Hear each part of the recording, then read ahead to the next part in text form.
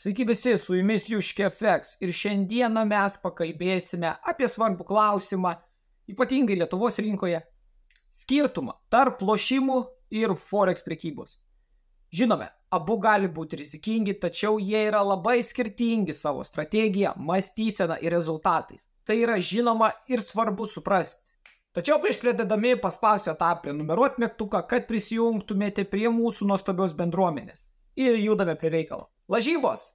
Tai ten, kur rasite žaidimus, tokius kaip kazino lošimai, stalo žaidimai ar sportas, kur laimėjimas dažnai priklauso nuo laimės. Įdomu tai, kad azartinis lošimas pradėtas kurti pramogai sporto renginiuose, kad būtų įdomiau žiūrėti rungtynes. Taip ir turi būti. Kita vertus, forex prekyba susijusi su valiutų prekyba siekiant uždirbti iš valiutų kursų svyravimų. Tai yra apie analizę, o ne tik atsitiktinumą. Dabar pakalbėkime apie rizikos valdymo svarbą. Lažybose dažniausiai laimi punktai. Tiesa? Tiesa. Geriausia, ką galite padaryti, tai riboti atliktus sandorius ir pinigų kiekius, kuriuos ruošitės pralaimėti jiems. Panašiai kaip forexe turi apriboti. Turi turėti money management. Forex prekyboje turite tokį įrankį kaip stop loss užsakymai, kurie padeda kontroliuoti. Jie padeda lengviau kontroliuoti galimus nuostolius ir saugoti jūsų sunkiai uždirbtus pinigus. O štai ir dar vienas įdomesnis faktas.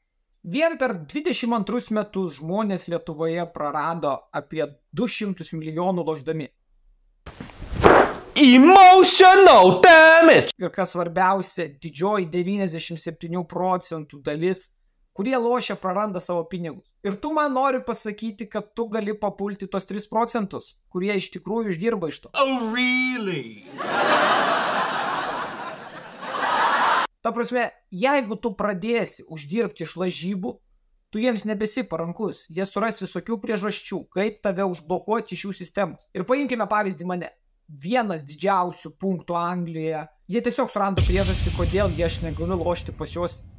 Ir viskas. Dabar pakalbėkime apie strategiją ir švietimą. Sėkmingi forex prekiautojai dažnai praleidžia metus mokydamėsi apie rinkos analizę, strategijas ir ekonominius rodiklius. Azartinio lošimo žmonės gali turėti savo strategijas, bet jos dažnai yra grindžiamos prietarais arba intuicija, o ne tikra darbo analizė. Dabar toks ant pamąstymų.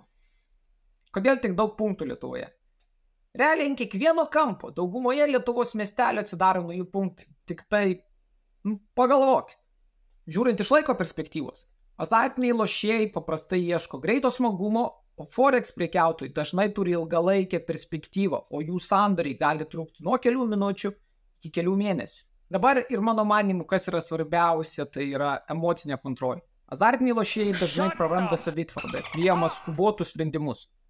Tuo tarpu forex prekiautojai vis dėlto turi discipliną ir kantrybę laikyti savo prekybos planą, ypač kai rinka tampa nestabili. Taigi, azartiniai lošimai ir forex prekyba yra skirtingi pasauliai, nors abu suteikia riziką, forex prekyba grindžiama gebėjimų, žiniomis ir disciplina. Tai nėra garantuotas būdas uždirbti pinigų, tačiau tai struktūrizuotas būdas priimti finansinius rinkos iššūkius.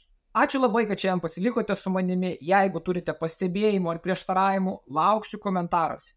Jeigu patiko duodami faktai ir idėjos, paspaudžiam tą subscribe mygtuką ir prisiminkite. Jei svarstote apie forex prekybą, užsibrėžkite tikslus ir norų mokytis.